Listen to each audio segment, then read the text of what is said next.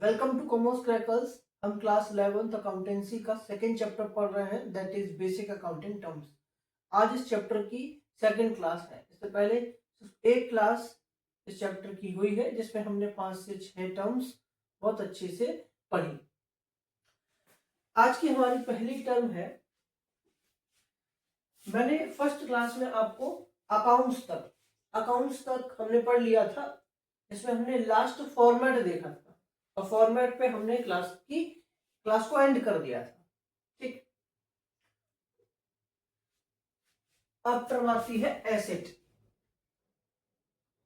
अब टर्म आती है एसेट।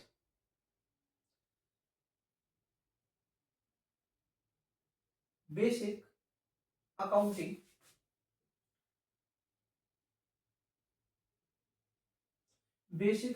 टर्म्स।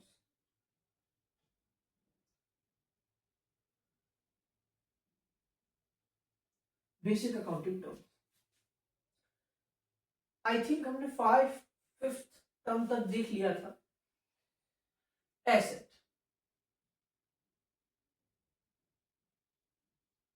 एसेट्स एसेट्स क्या होती है? वो सारी चीजें जिस पर बिजनेस का हक है या बिजनेस की प्रॉपर्टी है, वो एसेट कहलाएगी। जैसे cash, bank balance, furniture, bills receivable, land and building, goodwill, planted machinery, ये सारी चीजें बिजनेस एसेट है। Anything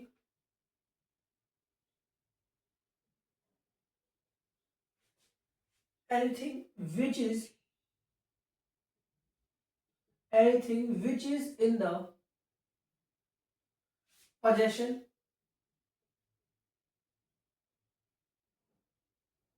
anything which is in the possession or is the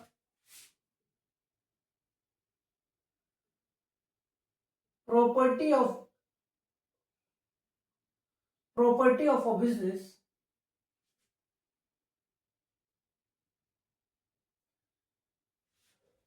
anything which is in the possession or is the property of a business called asset।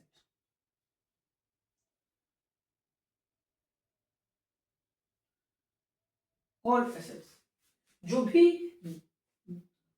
किसी भी चीज पर business का हक है, ये बिजनेस की प्रॉपर्टी है, वो बिजनेस एसेट कहलाएगी। एग्जांपल के लिए कैश, बैंक बैलेंस,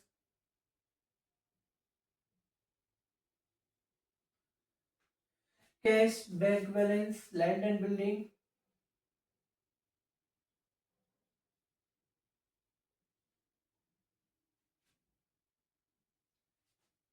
BR यानी bills receivable,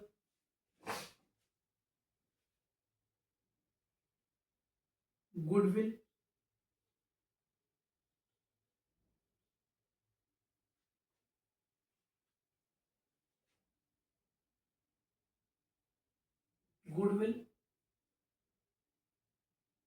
furniture, stock, etc। ठीक है। अब एसेट के दो प्रकार होते हैं, नॉन करंट एसेट और current asset. Assets are two type, non current asset और current asset. Non current asset के दो प्रकार होते हैं, non current asset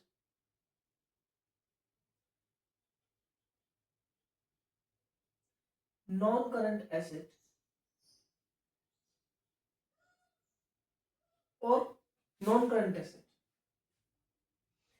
non current assets business के वो एसेट्स होते हैं जो नॉट फॉर सेल होते हैं, जो सेल करने के लिए नहीं होते, जो नॉट फॉर सेल होते, नॉट फॉर सेल, जो नॉट फॉर सेल है, नॉट फॉर सेल है, लाइक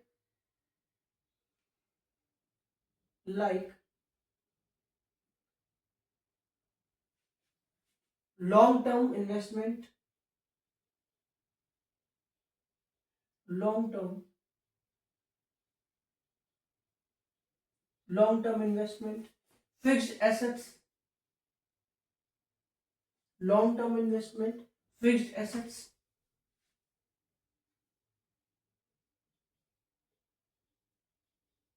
लॉन्ग टर्म इन्वेस्टमेंट और फिक्स्ड एसेट्स। ये फिक्स्ड एसेट्स कौन से एसेट्स होती है भैया? फिक्स्ड एसेट्स में कौन सी एसेट्स आती है? तो फिक्स्ड एसेट्स में, फिक्स्ड एसेट्स की बात करें तो फिक्स्ड एसेट्स में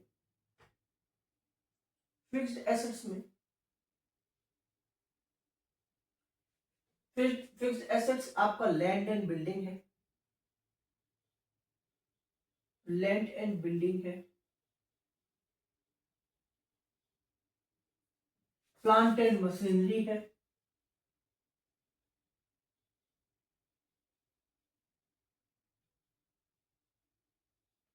land and building, plant and machinery, computer, computer भी तो बिजनेस की प्रॉपर्टी है आपका।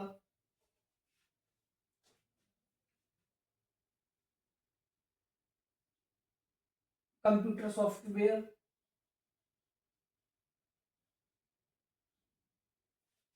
कंप्यूटर सॉफ्टवेयर नहीं, आपका मोटर व्हीकल,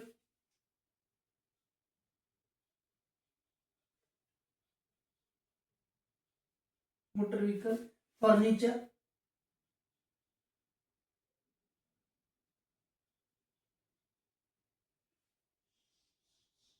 पीटीसी। तो नॉन करंट एसेट्स वो एसेट्स होती हैं जो नॉट फॉर सेल होते हैं, नॉट फॉर सेल, जैसे लॉन्ग टर्म इन्वेस्टमेंट हो गया, फिक्स्ड एसेट्स हो गई। फिक्स्ड एसेट्स में कौन सी एसेट्स आती हैं? Land and building, plant and machinery, computer, motor vehicle, furniture, etc.. ये होती है हमारी फिक्स्ड एसेट। ये तो वो फिक्स्ड एसेट्स हुई जो हमें दिखाई देती हैं, ये वो फिक्स्ड एसेट्स हुई जो हमें दिखाई देती हैं।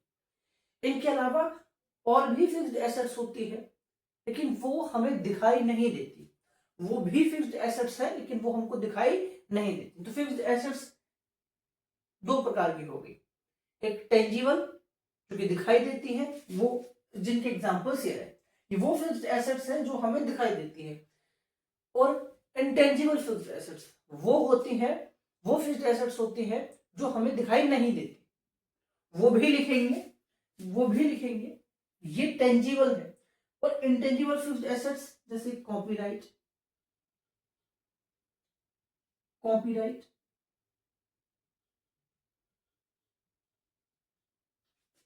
Trademark,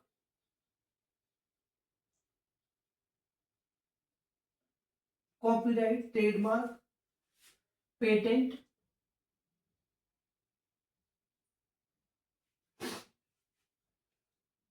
goodwill,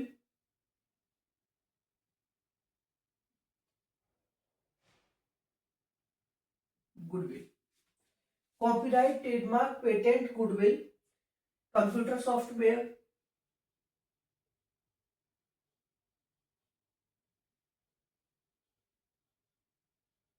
computer software, ETC. तो long term investment, long term assets वो एसेट्स होती हैं जो नॉट फॉर सेल होती है, जैसे लॉन्ग टर्म इन्वेस्टमेंट हो गया, फिक्स्ड एसेट्स हो गए। फिक्स्ड एसेट्स दो प्रकार के होते हैं, टेंजिबल और इंटेंजिबल। टेंजिबल यानी land and building, plant and machinery, computer, motor vehicle, furniture, etc. ये वो फिक्स्ड एसेट्स हो गई बिजनेस की जो हमें दिखाई देती है, जो टेंजिबल है। और वो फिक्स्ड एसेट्स जो इंटेंजिबल है, जैसे copyright, trademark, patent, goodwill, computer software, ये हो गए इंटेंजिबल एसेट्स। ठीक, तो ये हमने एसेट का जो पहला टाइप है नॉन करंट एसेट वो देखा, अब हम बात करेंगे करंट एसेट की। करंट एसेट की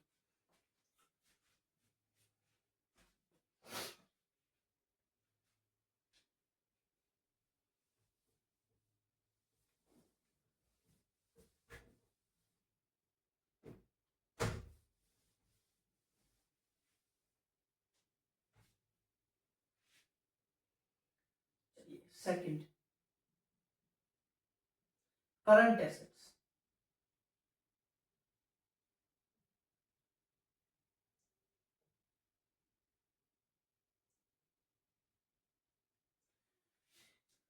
करंट एसेट्स बिजनेस की वो एसेट्स होती हैं, करंट एसेट्स बिजनेस की वो एसेट्स होती हैं जिनका मतलब सेल से होता है, जिनका मतलब सेल से होता है। या आप कह सकते हैं, या आप कह सकते हैं कि जो एसेट्स बिजनेस की वो एसेट्स जो विद इन अ ईयर, एक वर्ष में कैश में कन्वर्ट हो सकती है। मैंने ये कहा कि करंट एसेट्स वो एसेट्स होती हैं जो इजीली एक वर्ष में कैश में कन्वर्ट हो सकती हैं, या मीट फॉर सेल, या मीट फॉर सेल मतलब सेल करने के लिए। ठीक। अच्छा, और करंट एसेट्स के और भी कई नाम हैं, करंट एसेट्स के और भी 2-3 नाम हैं, और वो नाम करंट एसेट के नेचर की वजह से पड़े हैं। जैसे कई बार हमारे बहुत सारे निकनेम लोग रख देते हैं, तो वो हमारे नेचर की वजह से रखते हैं। ठीक वैसे ही करंट एसेट्स के भी कई सारे नाम हैं जो कि इसके नेचर की वजह से पड़े हैं। जैसे कि करंट एसेट्स को शॉर्ट लिव्ड भी कहते हैं, शॉर्ट लिव्ड भी कहते हैं, करंट एसेट को शॉर्ट लिव्ड भी कहते हैं, करंट एसेट को एक्टिव एसेट्स भी कहते हैं, एक्टिव एसेट्स भी कहते हैं,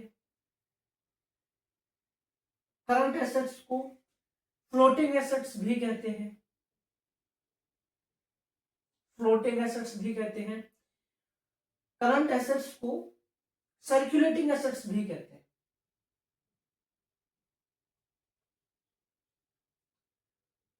सर्कुलेटिंग एसेट्स देख रहे हो।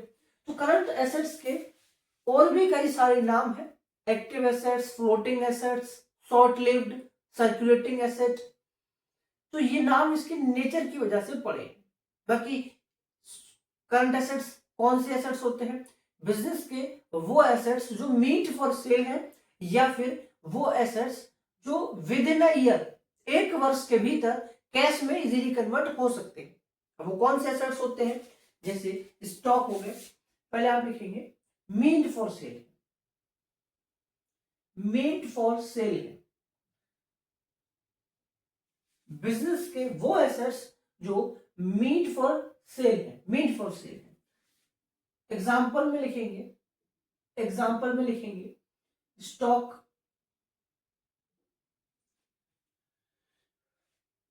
स्टॉक, बिल्स रिसीवेबल,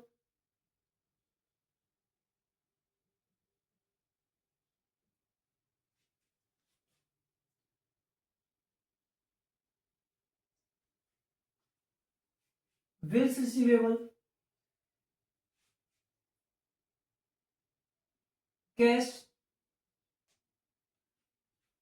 और प्रीपेड एक्सपेंसेस।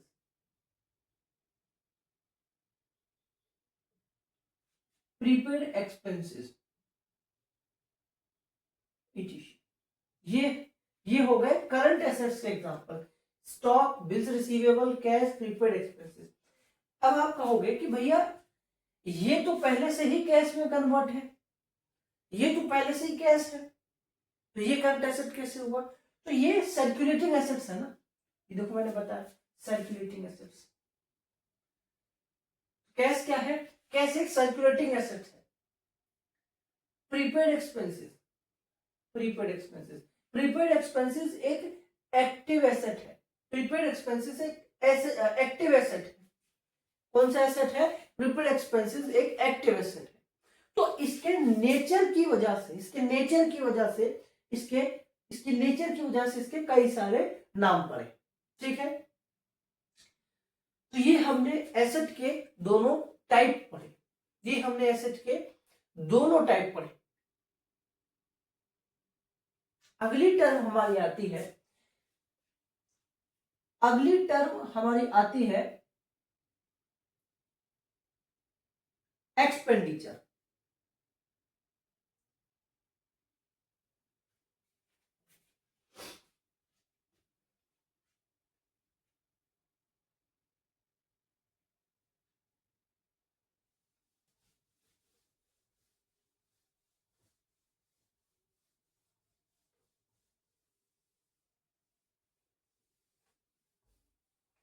ये भी हटा दें।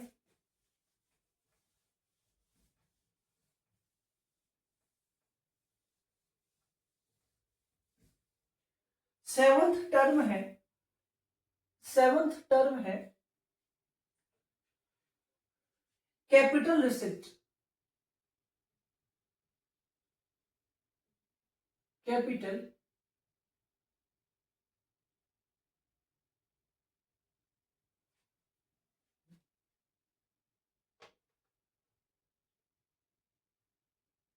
रिसिप्ट कैप, इसके साथ ही हम रेवेन्यू रिसिप्ट भी पढ़ेंगे। इसी के साथ हम रेवेन्यू रिसिप्ट भी पढ़ेंगे। रेवेन्यू रिसिप्ट,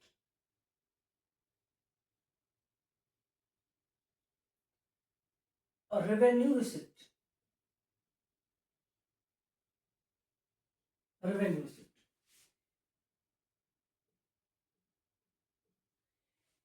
कैपिटल रिसिप्ट क्या है? वो अमाउंट जो जो बिजनेस को, वो अमाउंट जो बिजनेस कैपिटल से रिसीव हो।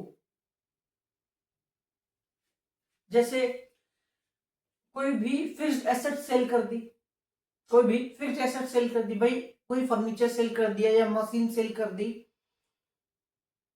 तो उससे जो पैसा आएगा वो कैपिटल रिसिप्ट कहलाएगा। ठीक है, तो लिखेंगे the amount received,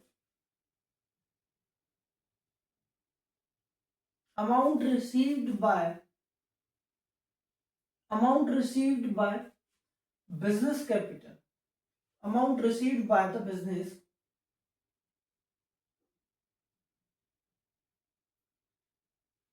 capital, amount received by the business capital called capital receipt। जो अमाउंट बिजनेस कैपिटल से रिसीव होगा वो कैपिटल रिसिप्ट कहलाएगा। एग्जांपल में लिखेंगे sale of fixed asset, sale of fixed asset, कोई भी फिक्स्ड एसेट सेल कर दिया तो उससे जो पैसा आएगा वो कैपिटल रिसिप्ट कहलाएगा। ठीक, रेवेन्यू रिसिप्ट क्या क्या होता है? रेवेन्यू रिसिप्ट वो अमाउंट जो बिजनेस डीलिंग से रिसीव होता है, वो पैसा जो बिजनेस की आर्थिक प्रतिक्रिया से आएगा वो रेवेन्यू रिसिप्ट कहलाएगा। जैसे स्टॉक सेल कर दिया, सेल ऑफ स्टॉक, तो वो किसका एग्जांपल है? रेवेन्यू रिसिप्ट का है। तो उसमें भी लिखेंगे the amount received, the amount received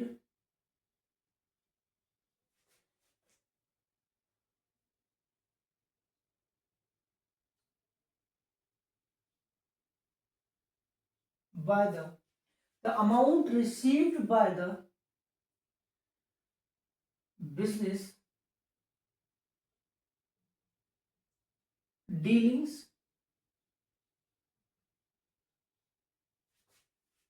called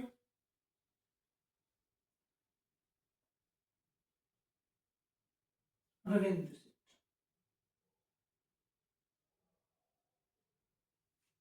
ठीक, the amount received by the business dealings called revenue receipt। ठीक है, तो कैपिटल रिसिप्ट और रेवेन्यू रिसिप्ट समझ आया। कोई कमीशन मिल गई, कोई कमीशन मिल गई, इंटरेस्ट मिल गई, है ना, डिविडेंड रिसीव्ड हो गया, तो ये सारे एग्जांपल रेवेन्यू रिसिप्ट के। रेवेन्यू रिसिप्ट के एग्जांपल में लिखेंगे, एग्जांपल में लिखेंगे सैलरी, इंटरेस्ट रिसीव्ड,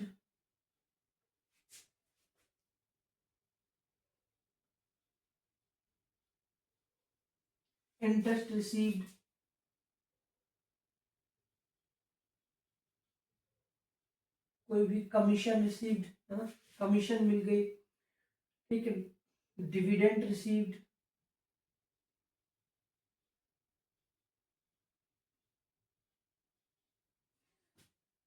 ETC। किसके एग्जांपल है? ये है आपके रेवेन्यू रिसिप्ट, ये किसके एग्जांपल्स है? ये है आपके रेवेन्यू रिसिप्ट्स के, ठीक।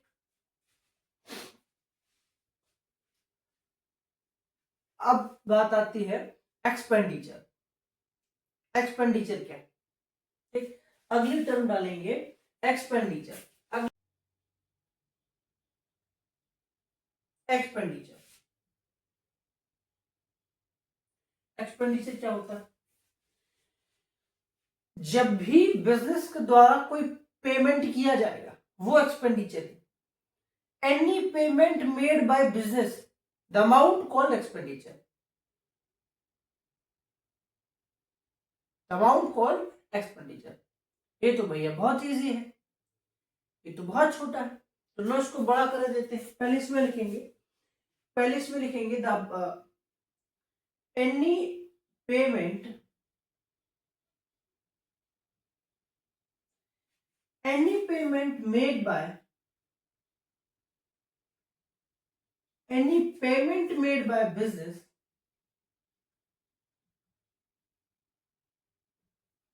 the amount called,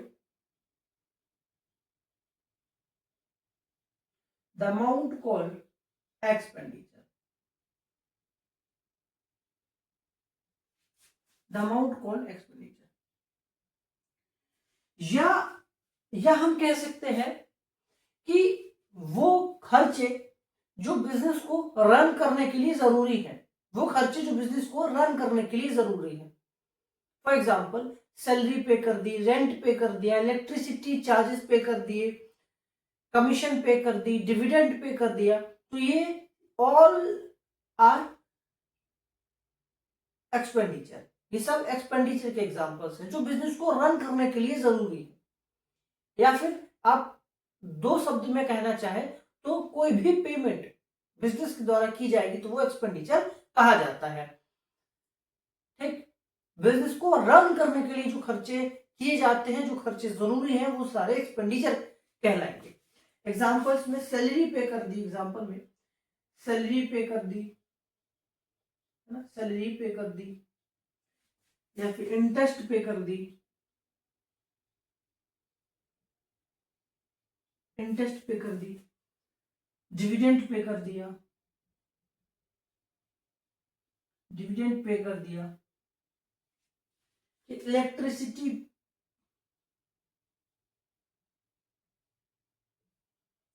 electricity charges पे कर दी, इलेक्ट्रिसिटी चार्ज, इलेक्ट्रिसिटी चार्जेस पे कर दिए,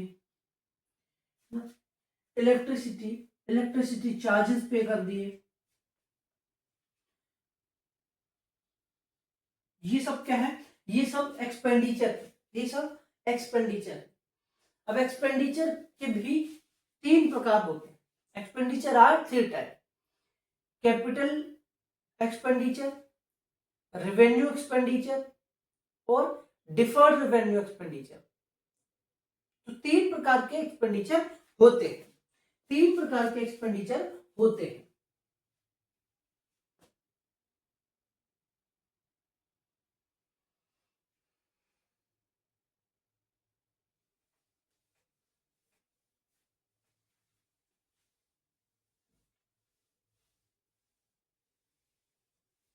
अगर आप चाहें तो स्क्रीनशॉट ले लिया करिए।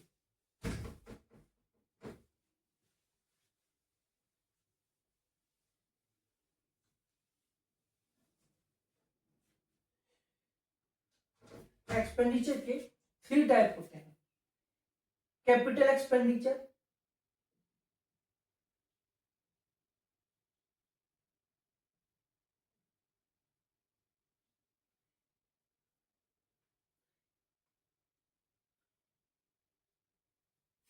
Capital expenditure,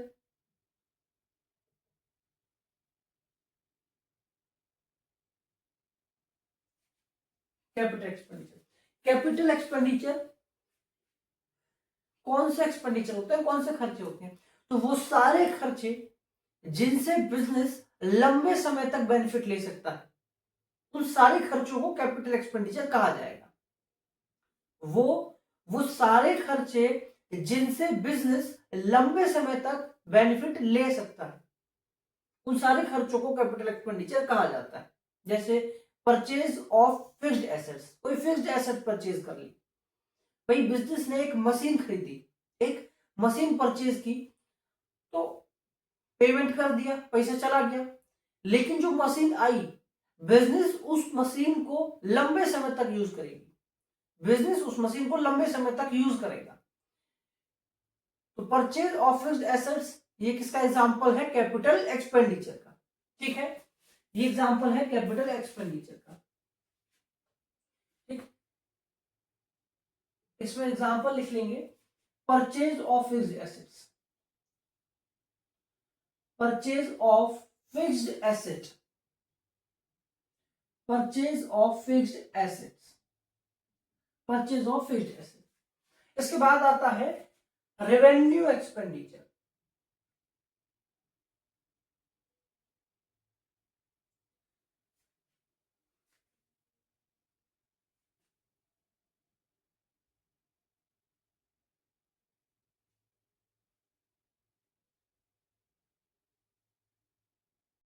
revenue expenditure,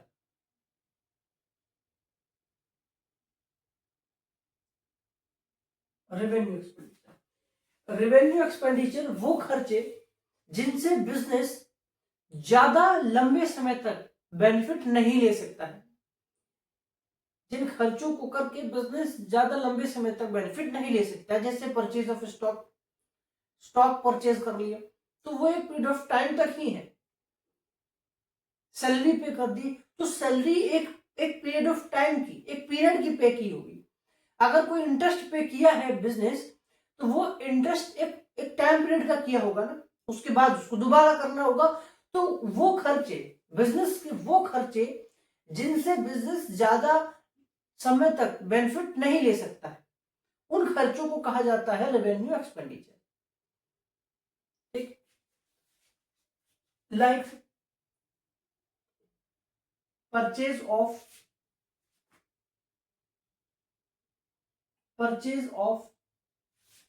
stock, purchase of stock, salary paid, salaries paid to employees,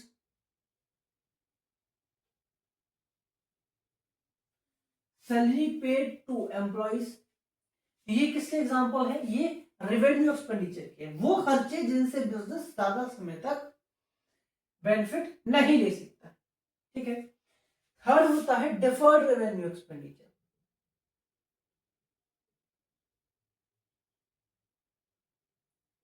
deferred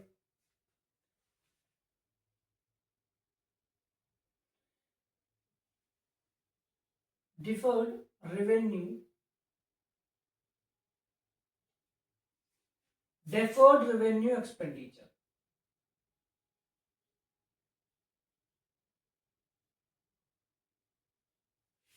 deferred revenue expenditure, business के वो खर्चे जिनको करके बिजनेस को आने वाले समय में बेनिफिट होगा, अभी बेनिफिट नहीं होगा, तो उन खर्चों को डिफर्ड रेवेन्यू एक्सपेंडिचर कहा जाता है। बिजनेस के वो खर्चे जिनसे बिजनेस को आने वाले समय में इन फ्यूचर बेनिफिट मिलता है, इन फ्यूचर बेनिफिट मिलता है। जैसे एक्सपेंडिचर ऑन एडवर्टाइजमेंट,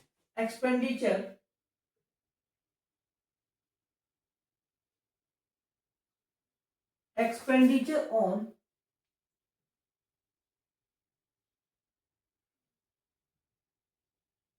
एडवर्टाइजमेंट। भाई अगर बिजनेस एडवर्टाइजमेंट पर खर्चा करता है, तो क्या उसको बेनिफिट तुरंत मिलेगा? इन फ्यूचर मिलेगा ना, उसकी सेल बढ़ेगी, उसकी मार्केटिंग बढ़ेगी, इंक्रीज होगी। तो एडवर्टाइजमेंट पर जो खर्चा किया गया वो डिफर्ड रेवेन्यू एक्सपेंडिचर कहा जाता है।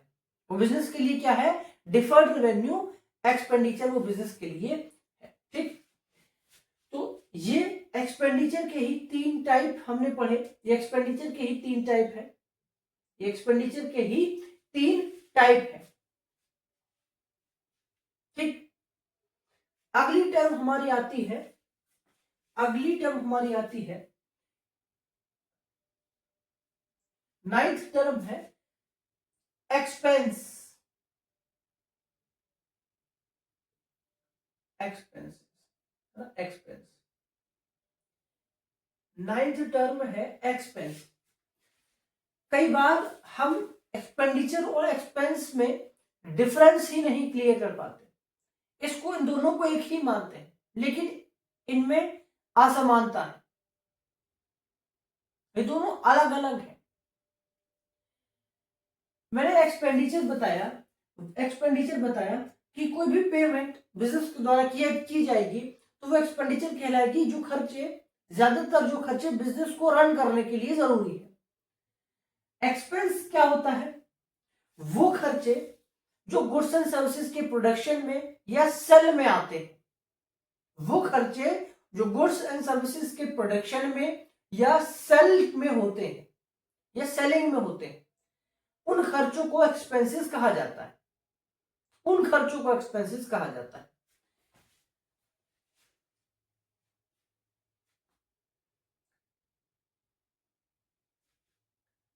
Amount incurred for production of goods and services, or a selling or for selling of goods, selling of goods, for selling of goods and services। ठीक, तो वो खर्चे जो गुड्स एंड सर्विसेज के production में या फिर सेलिंग में आते हैं, उन खर्चों को एक्सपेंसेस कहा जाता है। Like purchase of raw material, example लिखेंगे, परचेज ऑफ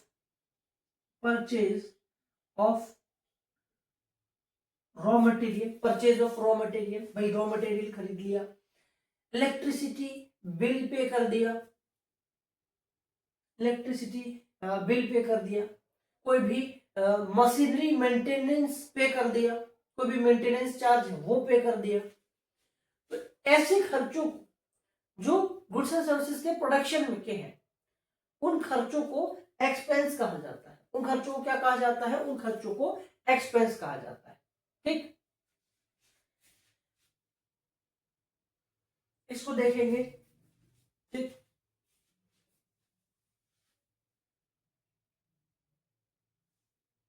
आगे बढ़े, 2 टर्म और पढ़ते हैं, बहुत छोटी छोटी सी है, 3 टर्म और पढ़ेंगे, इनकम, प्रॉफिट और गेन। Income, profit, gain. वैसे तो इनकम प्रॉफिट आप सभी लोग जानते होंगे।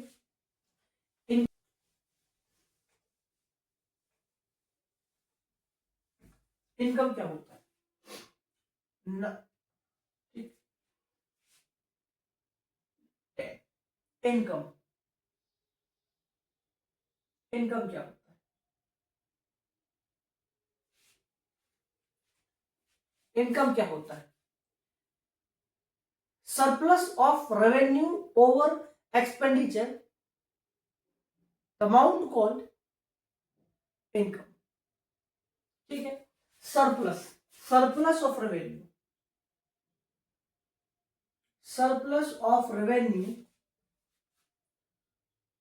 surplus of revenue over expenditure,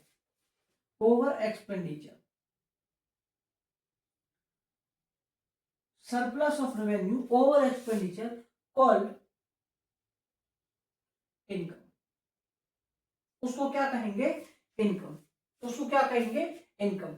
जो एक्सपेंडिचर के ऊपर जो सरप्लस होता है, जो सरप्लस होता है, वहां जितना फायदा है वो क्या है, वो इनकम। तो सरप्लस अमाउंट क्या कहलाएगा, इनकम कहलाएगा। अगर इसको ठीक तरीके से दिखाया जाए, ठीक तरीके से दिखाया जाए तो इनकम क्या है, इनकम कैसे निकलती है भाई, इनकम कैसे निकलेगी, इनकम कैसे निकलेगी भाई, हम रेवेन्यू में से, रेवेन्यू में से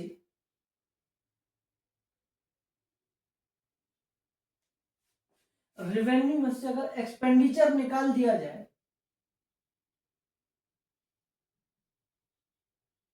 अगर रेवेन्यू में से एक्सपेंडिचर निकाल दिया जाए तो इनकम आ जाएगी, सही।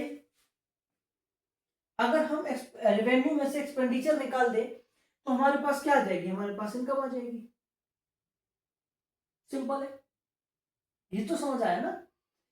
अच्छा, और मैं बात करूं प्रॉफिट क्या है, 11th प्रॉफिट क्या है, प्रॉफिट क्या है, प्रॉफिट क्या है, प्रॉफिट भी भैया यही है। प्रॉफिट कैसे निकलता है, प्रॉफिट कैसे निकलता है, प्रॉफिट निकलता है टोटल,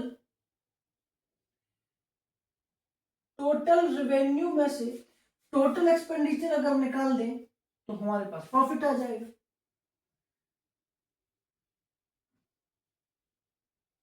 तो ये जो हमने बात की टोटल रेवेन्यू, ये कौन सा टोटल, ये हमने टोटल रेवेन्यू और टोटल एक्सपेंडिचर की बात की, ये हमने एक अकाउंटिंग पीरियड की बात करी कि अकाउंटिंग पीरियड का, पूरे वर्ष का, पूरे साल का जो रेवेन्यू है, पूरे साल का जो टोटल रेवेन्यू है और टोटल एक्सपेंस है, एक्सपेंडिचर है, वो हमने यहां पर लिया।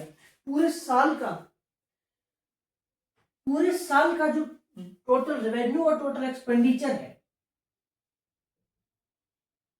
वो हम यहां पर लेंगे एक अकाउंटिंग पीरियड का। तो अगर हम टोटल रेवेन्यू में से टोटल एक्सपेंडिचर निकाल दे तो हमारे पास टोटल प्रॉफिट आ जाएगा, तो हमारे पास टोटल प्रॉफिट आ जाएगा, ठीक है।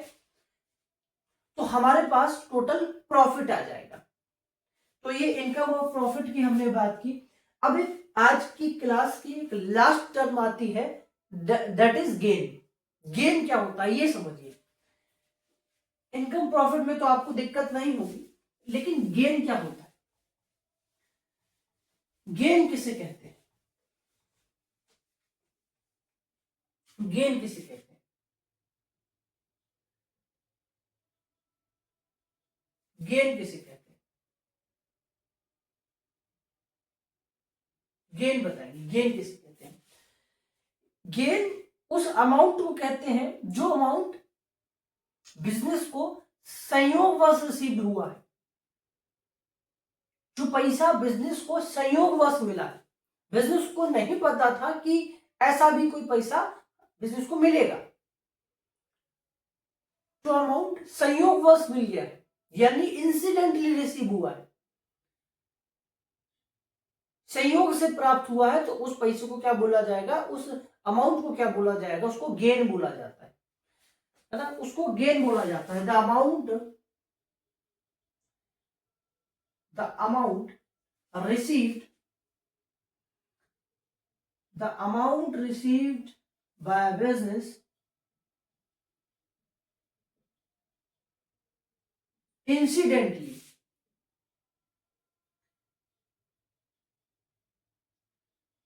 incidentally, the amount received by business incidentally, like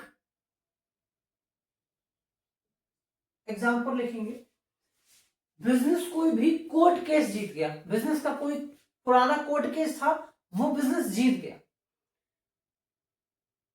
तो जब केस जीतते हैं तो मिलता है ना, जो पैसा जो मिलता है ना, क्षतिपूर्ति राशि जो मिलती है, तो वो क्या बिजनेस को पता था, नहीं, वो संयोगवश मिल गया, है ना। अमाउंट रिसीव्ड एग्जांपल में लिखेंगे, amount received by winning a court case,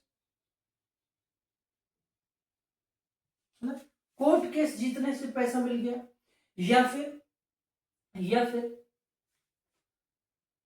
कोई भी फिक्स्ड एसेट है, फिक्स्ड एसेट को ज्यादा अमाउंट में सेल कर दिया, तो वो क्या है, वो गेन है, वो क्या है, वो गेन कहलाएगा, वो गेन कहलाएगा। तो हमने अभी तक अपनी 2 क्लास में, पिछली क्लास और आज की क्लास, दोनों को मिलाकर हमने तकरीबन 12 टर्म्स को पढ़ लिया। मिलते हैं अगली क्लास